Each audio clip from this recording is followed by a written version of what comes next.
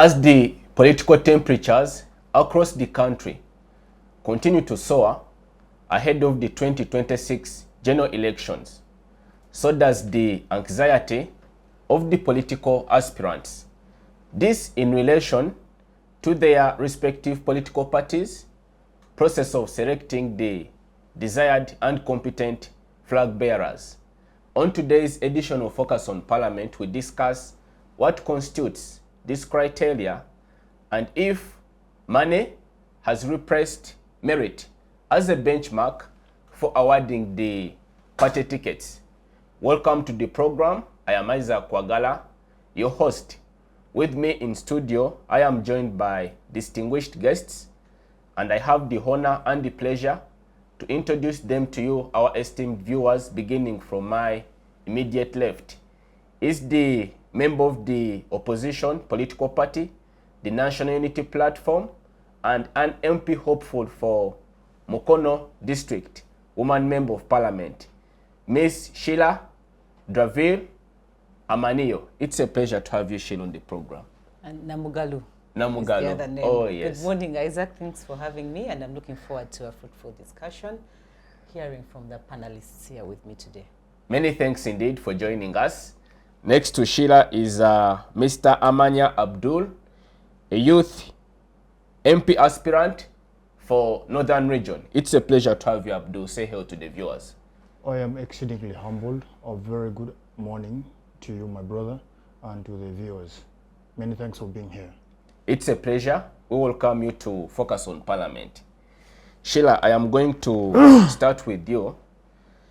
Your party, the National Unity Platform, has released its first batch of the successful applicants who now have the privilege of being awarded the flag to participate in the next general elections. But that process has not been without its controversies. There is now a bitter fallout in the party by your members, the disgruntled ones, who allege that the process has not been transparent. It has been largely opaque. Money has exchanged hands between people, especially those on the electoral management committee of the party.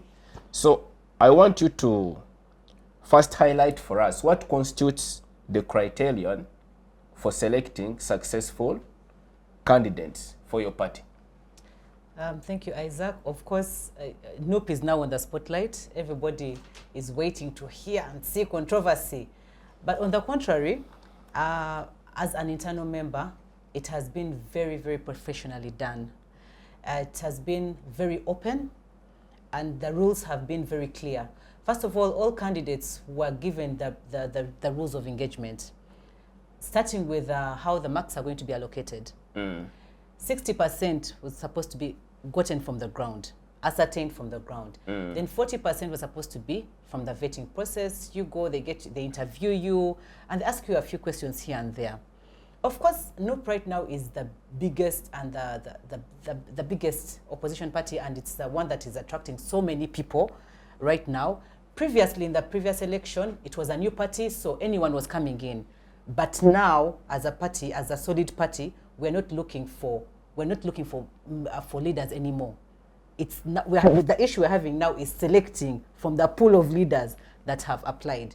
So the process has, irrespective of the fact that the government has refused to gazette our new constitution, where we were supposed to have open elections. I think you're aware of that. Electoral Commission refused to gazette our new constitution, where we had actually requested for a clear democratic way of electing leaders internally. So we had to come up with a clear option that was supposed to be fair. 60% on the ground. How are you performing on the ground? How is that ascertained? First of all, there's an independent team that is sent on ground to go and do a survey, an independent survey that nobody knows about. Nobody knows about that team. Then, of course, we have structures in NUP. We have from the district level, district coordinators, sub-county coordinators, the entire we have registrars, and we have focal persons. So from the focal persons, the district leaders, and different coordinators, the Kunga structures, that is where more research is also done. They come and ask those particular leaders, because those are the ones that are dominant in those places. They're the ones that live in those areas, so their opinion also matters. So this survey has been done, and also, of course, they had to do some bit of random checks here and there, make a random phone call here and there, you know, to just get a different range of opinions coming in regards to those particular candidates. And I think that is fair enough to get a solid response or a solid report about particular candidates. Because if I call up a leader, for example, in Mukono, if you call up Namboze is a head of mobilization, and they ask about a certain councillor X, how is Barbara doing? She will know, because in our daily engagements, we shall see your participation in party activities, we shall see your mobilization skills, we shall see your engagement levels, we shall see all these traits that we want to see, but most especially pointing out how these particular candidates are going to push the NUP agenda of change. Then secondly, we looked at the 40% vetting. How well do you know the party? How well do you know your district? How well do you know your area? How well do you know your jurisdiction that you want to represent?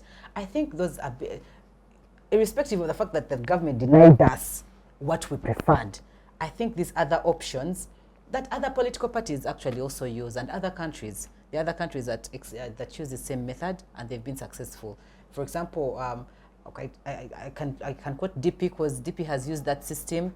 FDC has used the same system. All other opposition parties, they've used the same system of screening their leaders, and they select the best, you know, because we've been accused before that our leaders that we fronted previously, they've been mediocre, they're not credible leaders.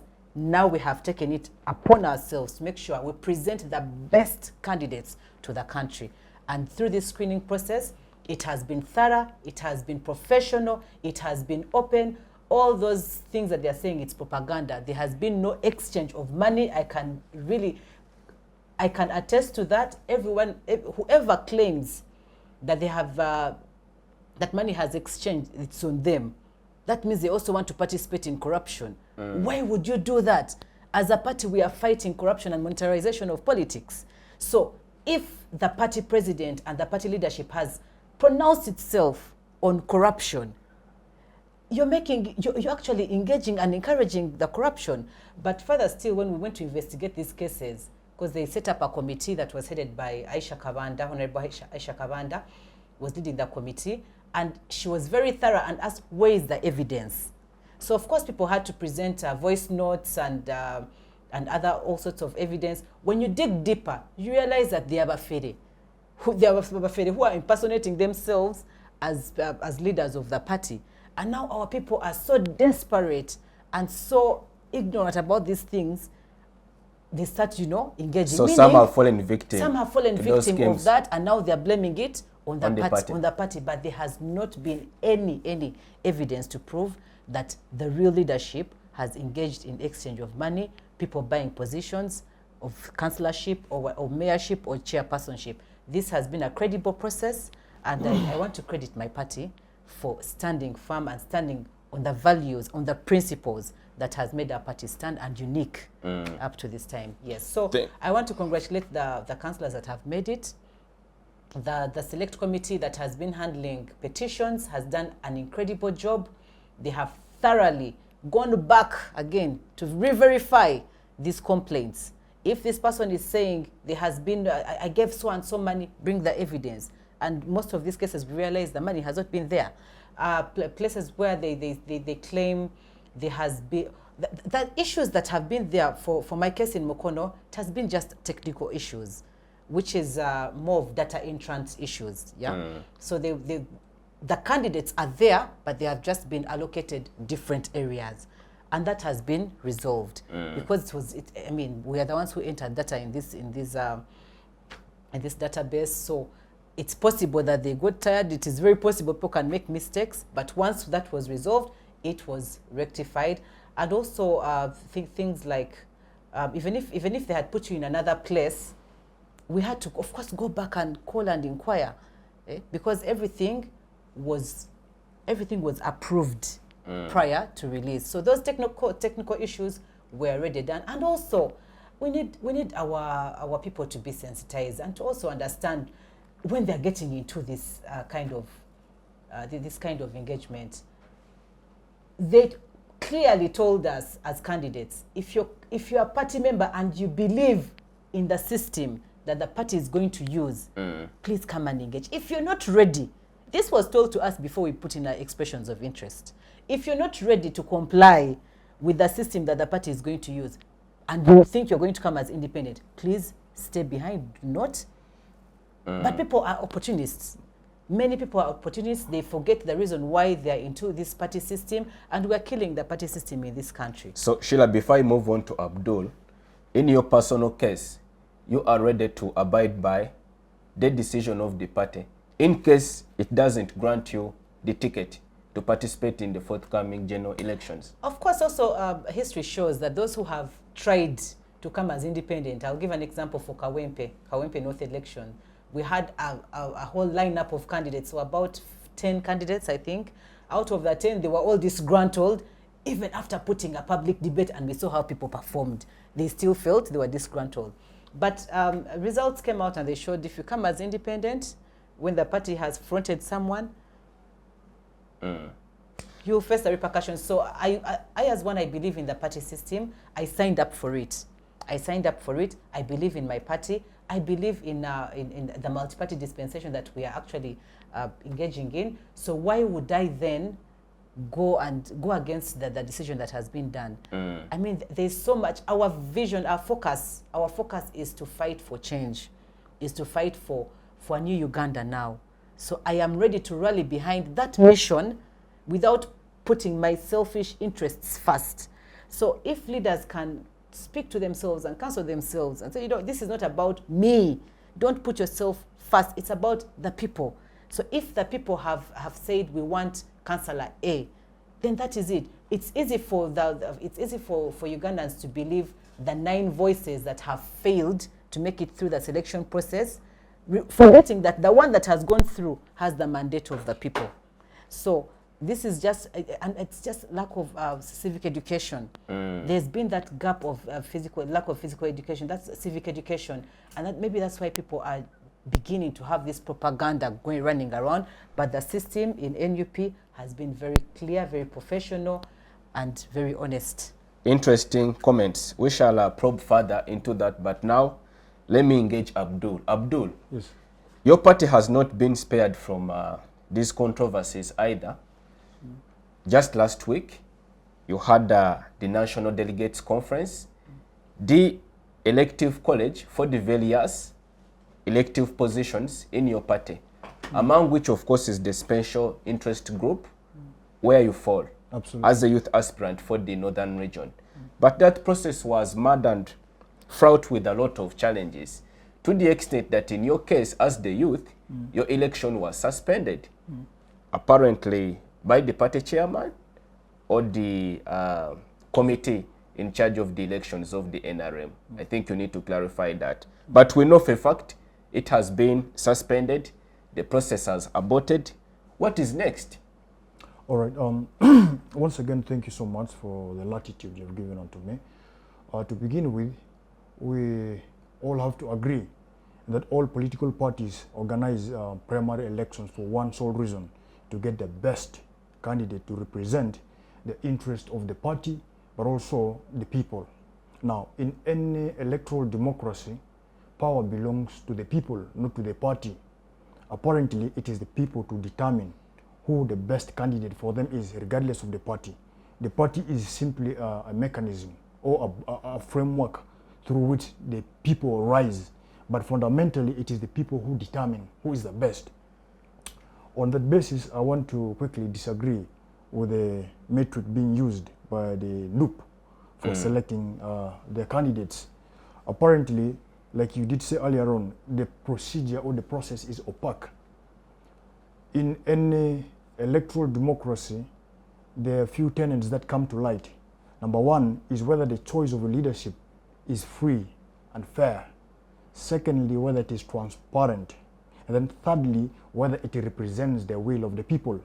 So if at all the people are to decide or to determine who the next leader should be, the people should be given latitude to listen fervently to the manifesto of the political candidates. So apparently it does appear to Noop what matters is how popular you are, not what you tend to sell to the voters or to the country. It is the party that comes first. So in that kind of instances, the Noop thinking is that the candidate elected would serve the interest of the party alone.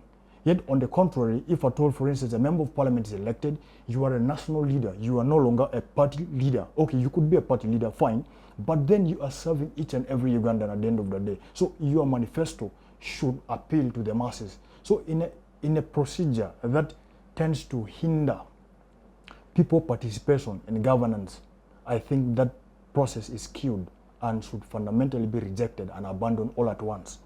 It is better to have a procedure such as that of the ruling party, however much it has its inconsistencies. Which has aborted the same procedure that has aborted, exactly. Where you have the election suspended. At the end of the day, the people participate in understanding, in verifying who their candidate is. So apparently, if at all, it is left into the hands of the party to determine. It could be a case of clientelism. Who do you know best? It could be a case of courtesy, or it could be the issue of patronage. Of course, I agree, some of these tenets are present in our party as well, but fundamentally, it denies the chance for the people to scrutinize or to assess their leader. Because apparently, if at all, there is an independent commission of inquiry into an individual, we need to understand what kind of questions are these people asking, because Noop has not told us that. So what if this person simply asks questions which are, are favorable to one candidate? The questions have to be clear. Even if it is an independent body doing the task, we need to understand that at the end of the day, the person the party is getting has the interest of the masses at heart. But at the end of the day, what fundamentally remains, or what is required in our democratic society, is that the candidates express themselves to the masses, and the masses are given the option to choose who of amongst them all is the best to represent their interests. So I fundamentally disagree with the procedure of selecting. That is not an election. That is selection of candidates to represent the party interest. Let us examine the procedure adopted by your party, yes, to elect flag bearers, because you moved away from the secret ballot and you now have the method of lining up behind the preferred candidate. But the report, which is now public, which has been considered too by even your party chairman, is that your process has been marred with widespread irregularities. I concur with you. Including fraud, including other electoral offenses. You have, I think, a record number of aspirants who are now dissatisfied and aggrieved with that process. Where do you get the moral high ground to criticize the procedure that has been employed and adopted by the new party, if you yourselves, you cannot organize a free and fair election? Why yourself, they crippled you are our a constitution. participant? They crippled the process that you wanted to do. You rejected our constitution. The only oxygen available for Noop is criticizing the party. But I'm not saying that NRM is an angel-sent party. It has its weaknesses. I have to concur with you that the current election has manifested a lot of irregularities that continues to shock people like us and so many in the party. But fundamentally, the hallmark of my argument is this: at least the party puts the candidates to the masses to test who the best, so that at the end of the day we can be able to know that however much this candidate passed the elections, the other one was better because of the arguments A, B, C, D. Unlike in Noop, we can never know. We can never know who the best candidate is because the masses are not involved. So, in essence, it is the people participation in acts of governance which is very critical here. NRM system has its own flaws, but at least at the end of the day, it subjects the people or the candidates to the people to determine their fates. Now, when you look at the NRM elections, it is true that the electoral process was marred by a number of irregularities. Now, a number of factors are responsible for that. Yeah, when a political party continues to grow, a number of things also grow in it. For instance, patronage. We continue to suffer from patronage. It is not about how a good cadre, how better a person is. It is essentially who is your client at the end of the day.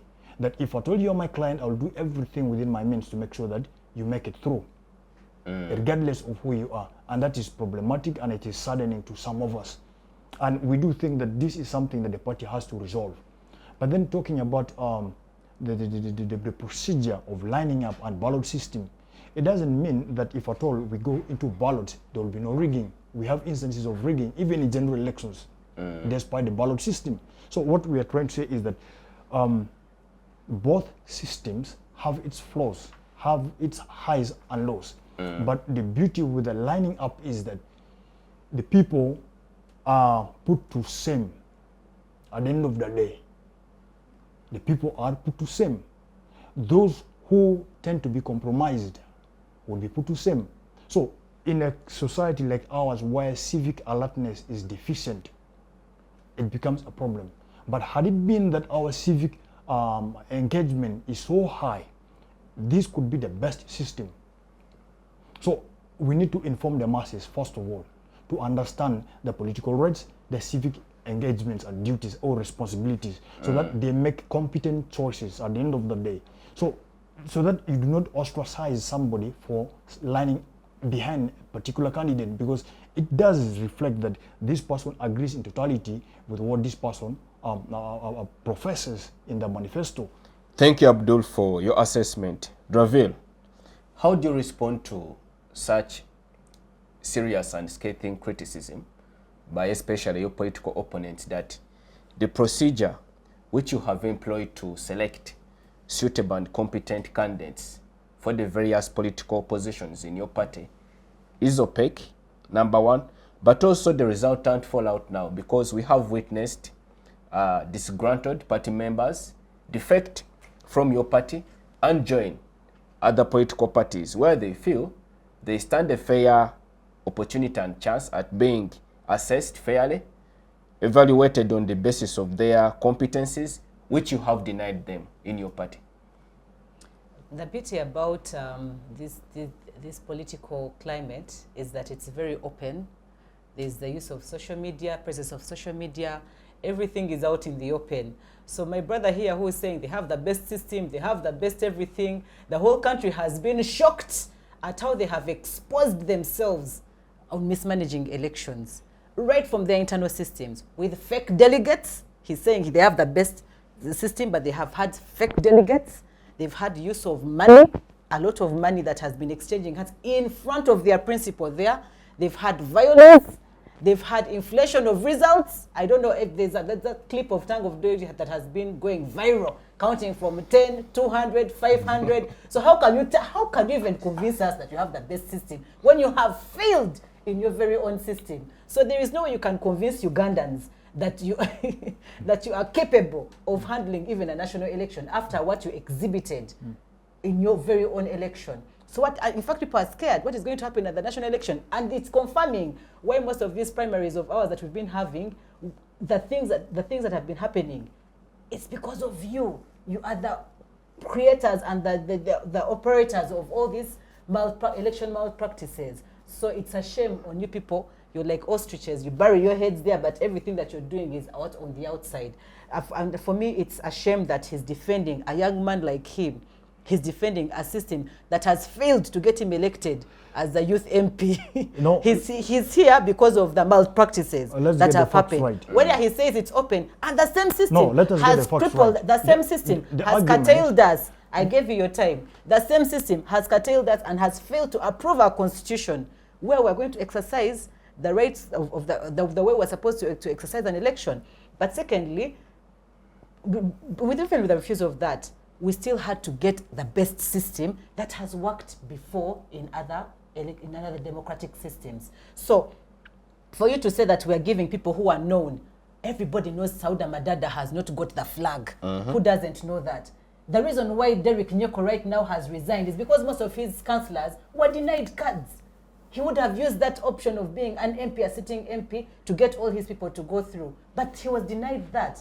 So this is how open and professional our system has been.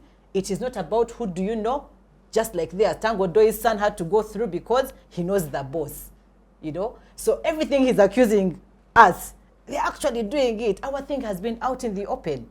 Who So doesn't you're one know? and the same, essentially. No, we're not the same. We are not the same. I am making it clear the allegations that she has made that they give the person who they know, Sauda Madada didn't get, Bobby Giant didn't get, the Chiraman didn't get, and the number of people who are disgruntled are very few. And those are the ones who have their own selfish interests. Because if you have signed up to agree with the system of the party, why would you come back as independent? But the beauty about it, the numbers have not been many. In their case, after their primaries, their sham elections, there were so many appeals that were made. I don't know, I think you heard of them, over 400 appeals. How many have you had from our side? Because our system has been very thorough. So the few that have come out to be disgruntled, they have their selfish interests. The other thing he talked about, he mentioned about civic education. Who is crippling it?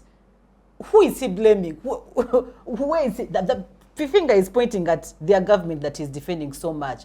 Him who is going through the same system that is curtailing him right now, he's complaining about the civic education that his government has refused to give to the public.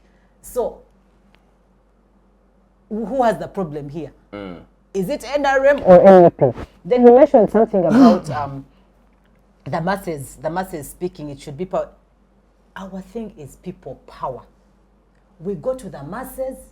That is why it has been given 60%. We go to the masses through the different avenues that the party structures are going to the people directly, and we ask them.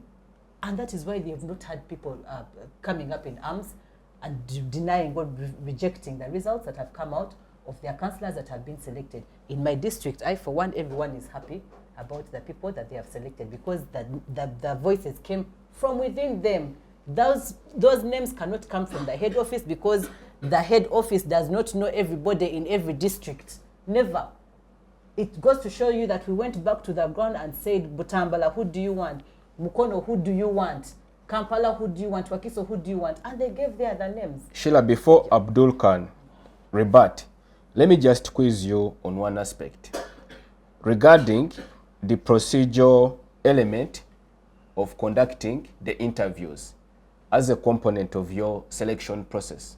So why don't you publish that interview manual so that we can objectively scrutinize it as members of the public? Absolutely. And then we perhaps obtain the satisfaction that what you are doing, the procedure you have employed, is objective enough to get the most competent and deserving candidates. If you want that, it's available. Where? It's available. You can go to the party head office and you get it, if you're interested. It's not in the public domain.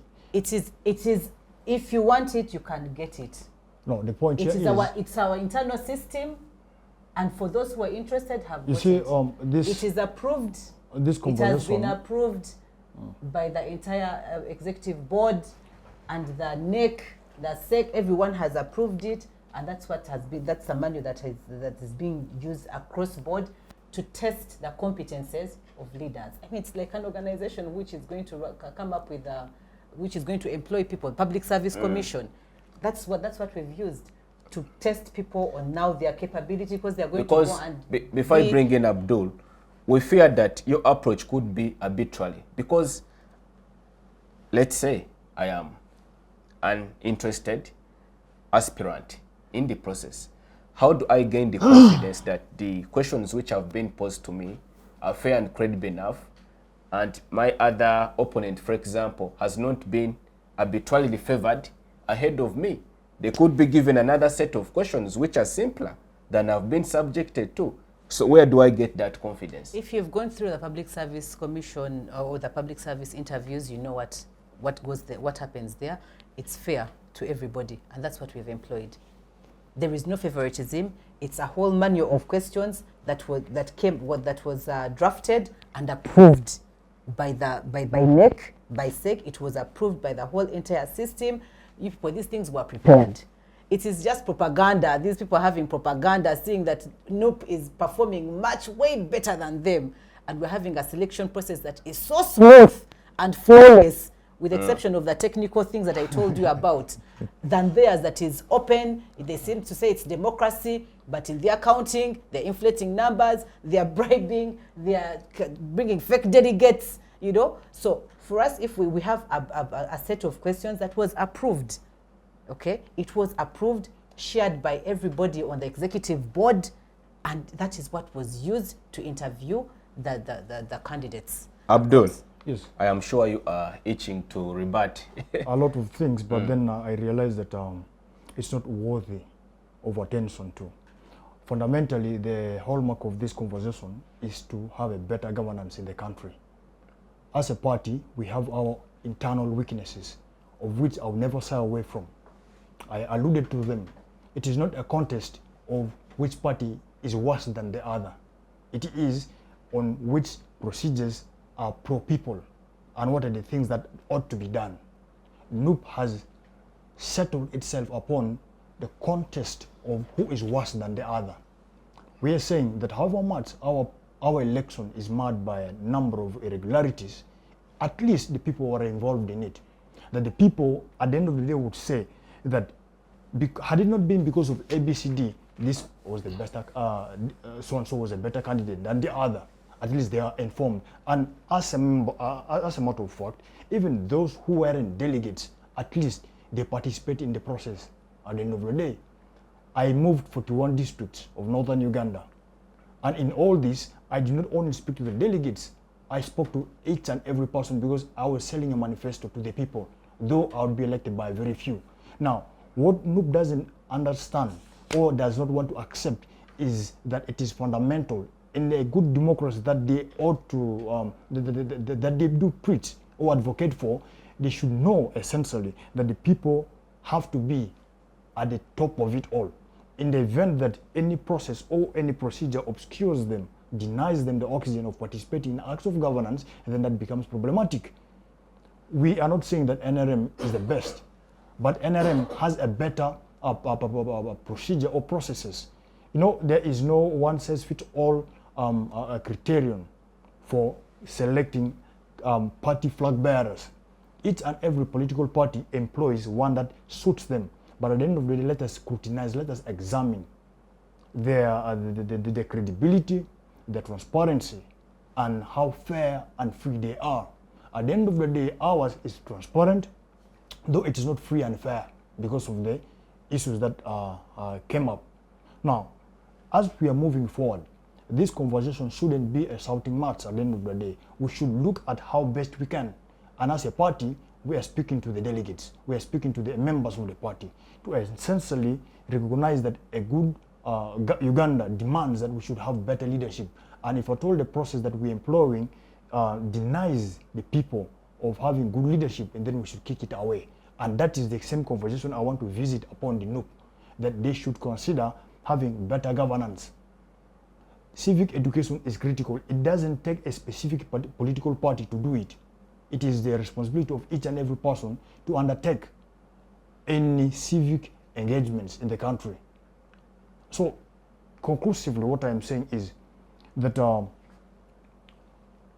political process is halted because of a number of things. And we are looking forward to getting feedback from the political leadership, the chairman or the SEC, on when the next phase would be, especially for the special interest groups. But then, one beauty that you would see within the NRM party is the commission of the tribunal, which gives the opportunity for aggrieved political party members to appeal in case of any dissatisfaction in the entire processes. And it is this that demonstrates to you that at least there is a bit of fair play, which is not present in the other political parties. If at all NUP says no to you, that marks the end. You find people marching into other political parties. But also, I want to say that we are not saved from the same. The people from our party who feel dissatisfied and become independent, though they're not crossing to other political parties. To me, I think people have enterprised our politics. It has become an enterprise to some people that it becomes a do or die to have a position at the end of the day. But then that is quite uncouth. I do not think it is a right thing to do at the end of the day. But fundamentally, if at all someone believes that he can do something and the system doesn't give them the oxygen to do what they feel they can do for the masses, it is better to give the opportunity to the masses to determine. Thank you, Abdul, for sharing your perspective. Focus on Parliament now takes a short break. Can I just make one comment? After the break, Sheila. Just one comment. All right.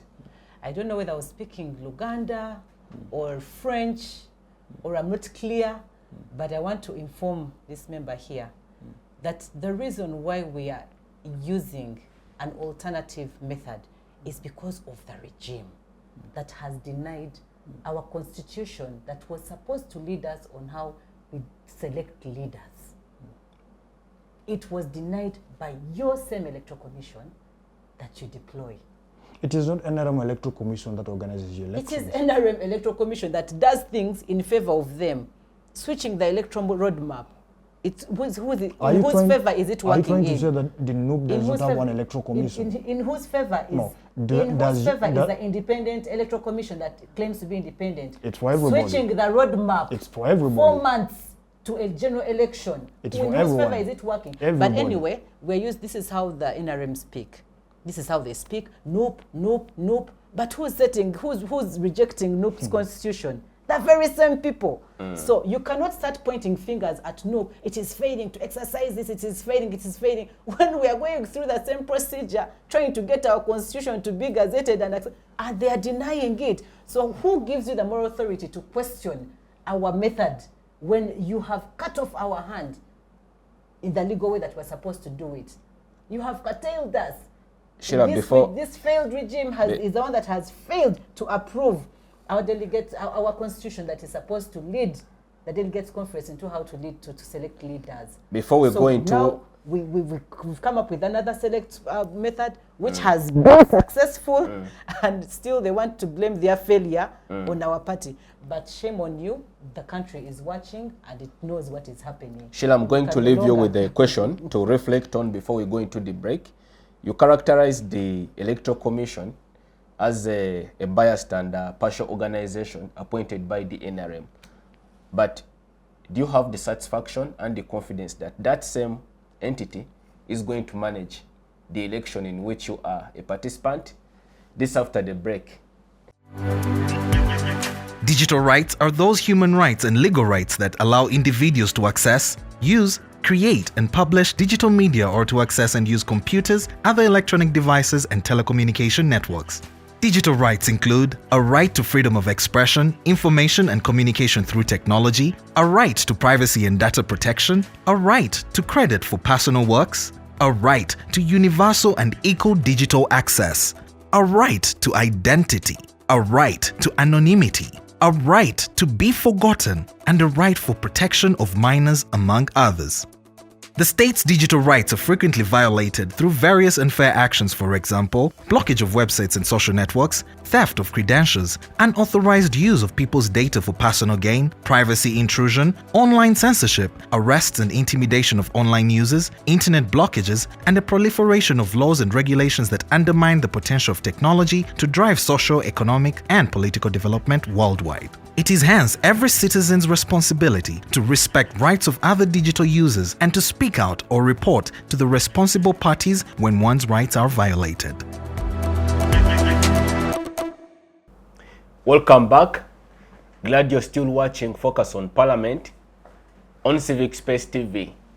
In this segment, we continue discussing the fairness, objectivity, and effectiveness of the candidate selection process by the various political parties in Uganda ahead of the 2026 general elections. We are now pleased to be joined by Mr. Tarwana Ernest, who is a lawyer and a social commentator. Ernest, we have come at a point where Uganda's political landscape is rapidly evolving by the day. Someone could even say it is obscure. We don't know whether we are making progress in terms of enhancing democratic participation by the citizenry, or we are retrogressing.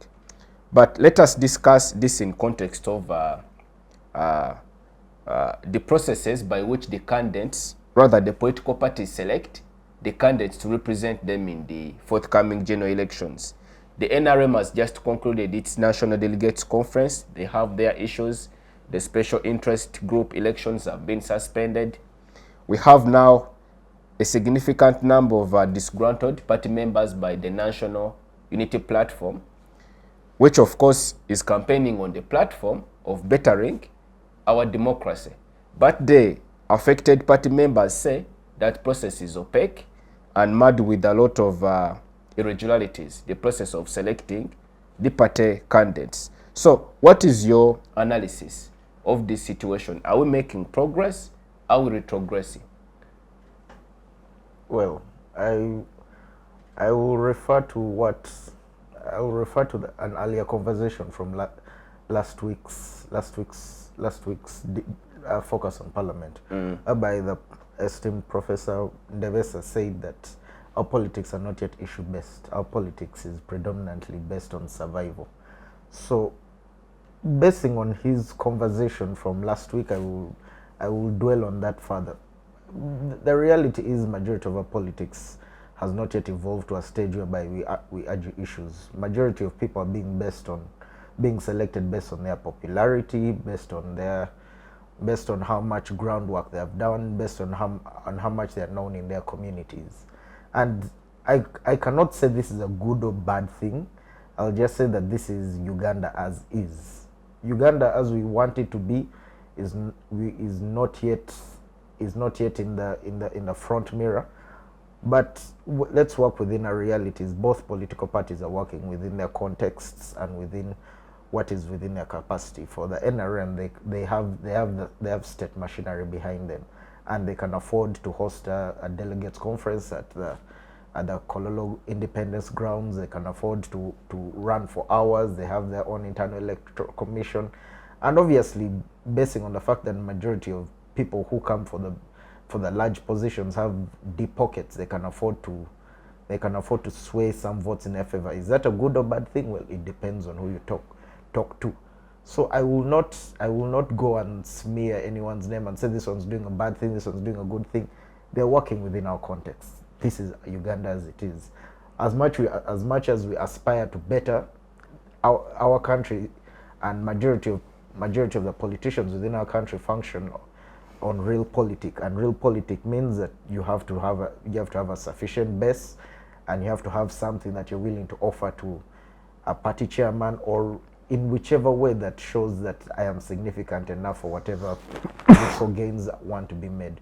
With NUP's issues, I would say that yes, there's valid criticism by disgruntled members, but their structure and how they canvas on the ground means that a popular person will most likely have sway at the end of the day, and that makes plenty of sense within their context, and I understand why they choose that. Obviously, it will leave a lot of disgruntled parties, but at the end of the day, politics is a game of popularity. I mean, I cannot be as popular as a person who is known within his community and has rapport with majority of the local council members and various local politicians. So yes, it's disgruntlement is understandable, but it's just the name of the game. It's how it works, it's how it is built, and it is our Uganda as we have it.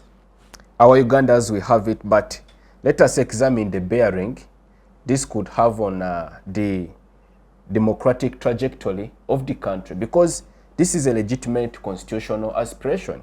We aspire to be a better democracy. Yes. And here we are going forward into the 2026 general elections. So if we proceed this way, what are the practical consequences of this, encouraging this sort of conduct? I'm not saying I encourage it, I'm just speaking from our reality. Our reality is what has been happening since 2001, 2006, 2011, 2016, 2020, 2021 is going to happen as well next year. there's not been any fundamental change in how we address our politics and how we address our arguments. If anything, if someone tries to come and speak issue-based politics, they take them. I'm saying they as I'm smearing everyone, but the average Ugandan will look at you as lugezi-gezi. Look at you as you're speaking too much English that they're not understanding. They want tangible things that speak to their realities. So if someone, let me say, I come from Butevo in eastern Uganda. If someone has been in a community and says that I'm going to speak to the powers that be, and I'm going to build you a borehole, that will work for majority of people who spend hours walking to a well. If people say that it is difficult to get to Mbale city to do trade, they say we'll work on the Maram roads, we'll tarmac a few roads, because that is what people want. That they want to find easier movement to Mbale. And a person will come and campaign on an NRM ticket and say, I'll speak to the powers that be, and it will be done. And that's our politics. We can aspire for more, and obviously as a citizen of this country, I wish for a day where we argue based on issues, we argue based on healthcare, on international policy, on ease of movement, and a variety of things. But as I'm now going to fall back to a certain philosopher, as Plato once said, that democracy is generally vote. I'm paraphrasing him; these are not his exact words. Democracy is generally a case of the majority voting. It's a majority case, unless you're going to create a system where a leader is chosen by a small elite few, which obviously is disenfranchisement. The majority will vote based on their average interests. Me, who has been raised in Kampala, I will argue issue-based politics, and I will be seen as an intelligentsia speaking in my own bubble.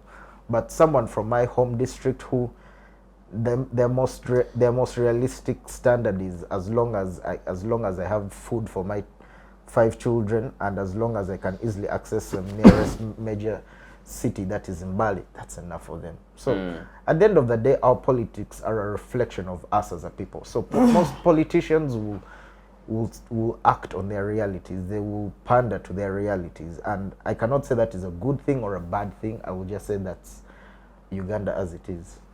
Thank you, Ernest, for sharing your viewpoints. Abdul, do you realize and actually recognize that unique voice by Ernest of apathy, a combination of apathy, disillusionment, wonder, amazement, but this is on account of the 40-year reign of your party in power.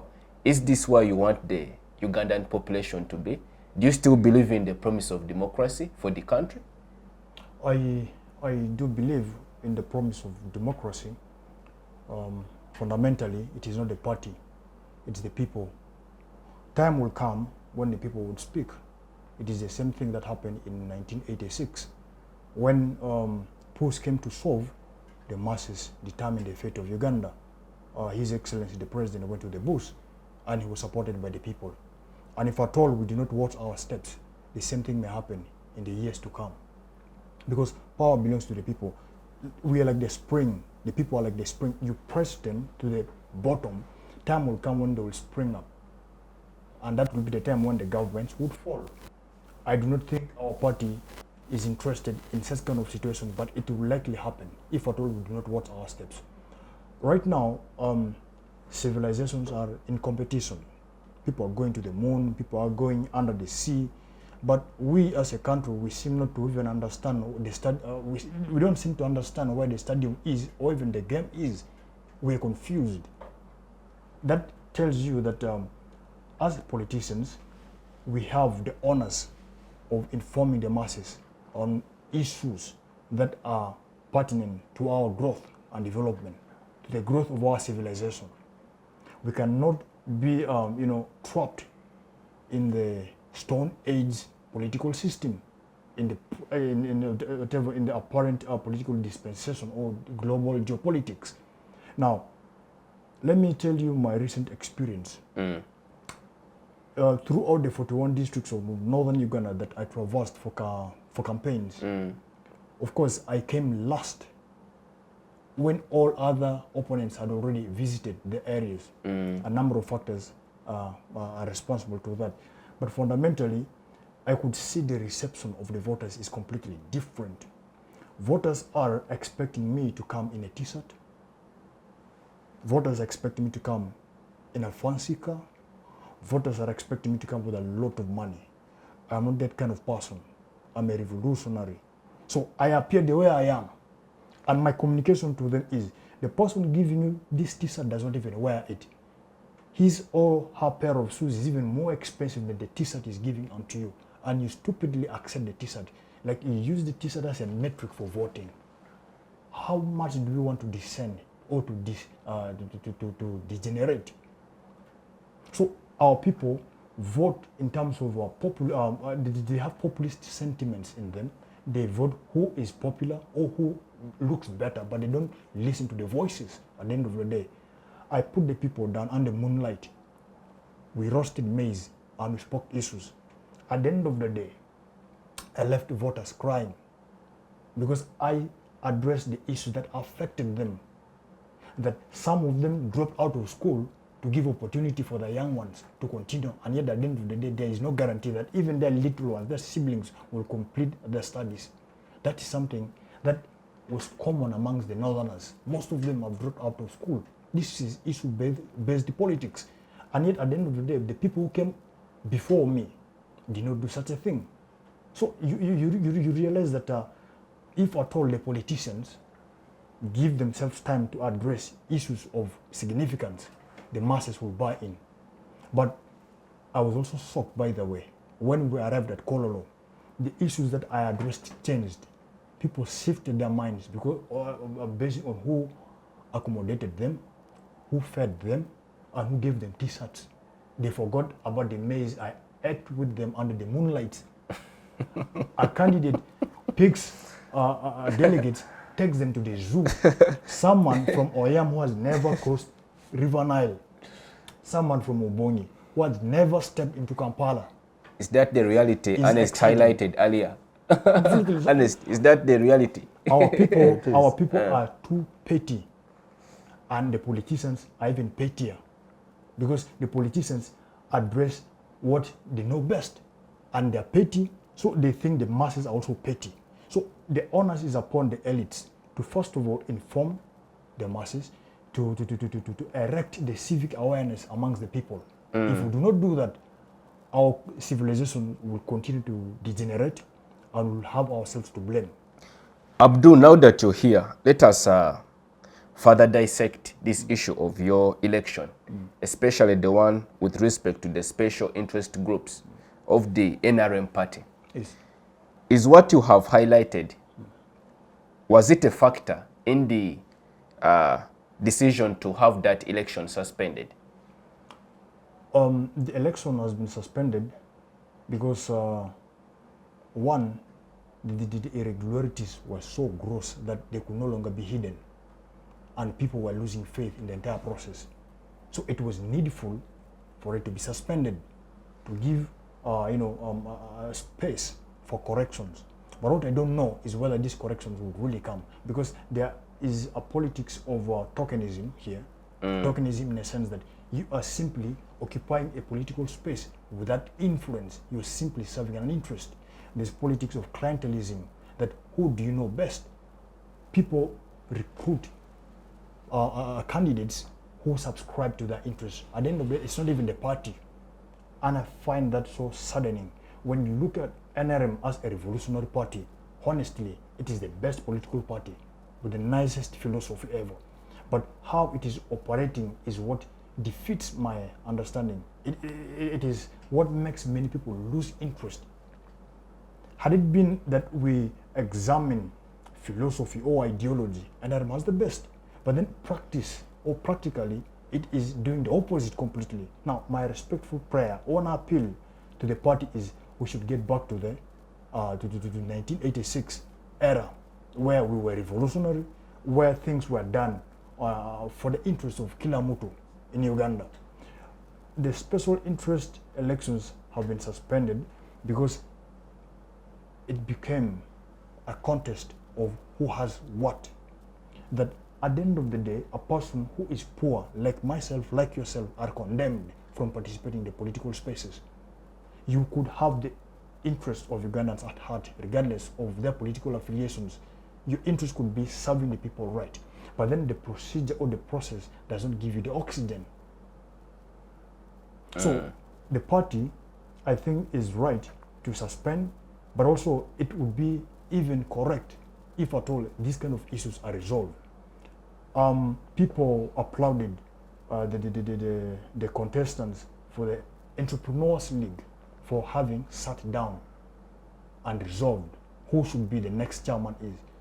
My problem with this kind of process is that it alienates the people, because there are so many entrepreneurs in Uganda who subscribe to the party and they want to understand the philosophy or the ideological orientations of the candidates, and they have to exercise their interest who should be the next chairman. It has to be somebody who can correctly articulate their interest. So if at all the candidates do sit down and resolve amongst themselves, what is the terms of reference? We need to see their MOU displayed to the public. And at that point in time, we'll fundamentally examine whether the masses buy into their MOU or not. But in the event that the people are prevented or they do not participate in this kind of negotiation, it becomes problematic. So why do we have elections in the first place? The purpose of having election is that the candidates express interest, the candidates campaign, and the best candidate or the candidate with a better manifesto takes the day. But that did not happen within the special interest group elections, and that is so absurd.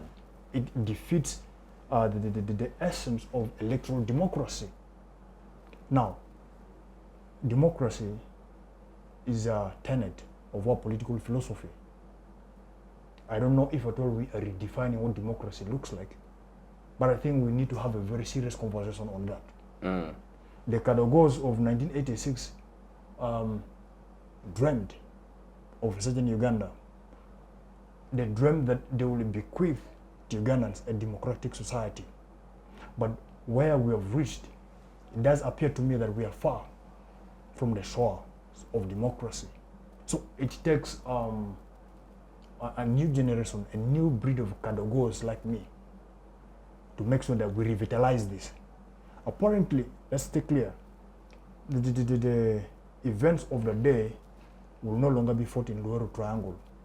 The bushes are no longer there. The industry is being put there by the able government.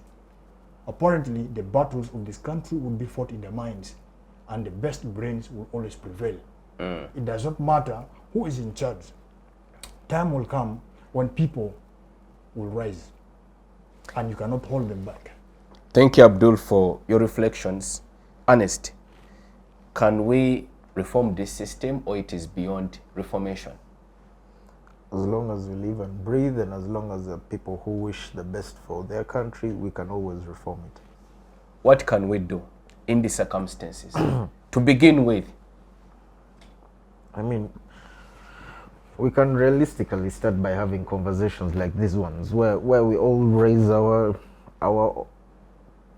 subjective views and perceptions of how Uganda is, where it has gone wrong, and what each person can do to take it to where we ideally want it to be. Obviously, there'll be divergent views, there'll be divergent opinions, but at the end of the day, all we want is a Uganda that works. That's why you find different silos of people excelling in different fields, but all that they want is a country that works for them. They want a country that is functional for everyone. They want a country that they do not have to run away from to achieve their goals. They want a country whereby I am here, I am content, and I can achieve to the best of my ability within this country. So that comes with reforming our politics, with getting rid of the pettiness, with getting rid of looking at each other through ethnic lines and looking at each other as people who collectively want our country to work. That is easier said than done. But at the end of the day, this is the only home we have where no one is going to call you an immigrant, no one is going to call you a foreigner or an alien. This is the only place where you'll be comfortable to walk without anyone looking at you with strange eyes. It is your home, and because it is our home, we need to polish our act, and we need to act like this is the only place we'll ever have. Yes. Thank you, Ernest, for your views.